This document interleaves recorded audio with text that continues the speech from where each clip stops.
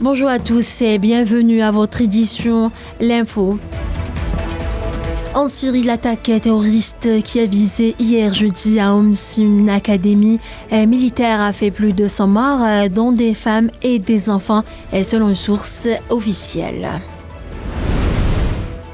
L'Algérie et l'Union européenne ont convenu lors de la réunion du dialogue politique de haut niveau dans le domaine de l'énergie d'un nouveau programme de coopération pour soutenir le développement des énergies renouvelables d'une valeur de 15 millions d'euros, selon le communiqué commun de la réunion rendu public jeudi par le ministère de l'Énergie et des Mines.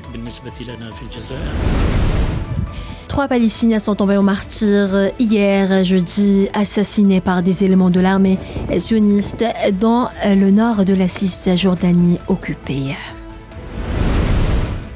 L'Organisation internationale pour les migrations a annoncé hier que 429 travailleurs migrants ont été tués, 500 autres sont portés disparus et 42 000 personnes ont été déplacées à la suite de l'ouragan en Libye. Dans le dossier sahraoui, de nombreux pétitionnaires issus de plusieurs pays ont défendu devant la 4e commission de la 78e session de l'Assemblée générale de l'ONU en charge des questions politiques spéciales et de la décolonisation le droit du peuple sahraoui à l'autodétermination, appelant la communauté internationale à faire pression sur le Maroc pour qu'il mette fin aux violations des droits humains au Sahara occidental occupé. Les unités de l'armée populaire de libération sahraoui ont mené de nouvelles attaques contre les positions des forces d'occupation marocaines dans le secteur de Mahbès.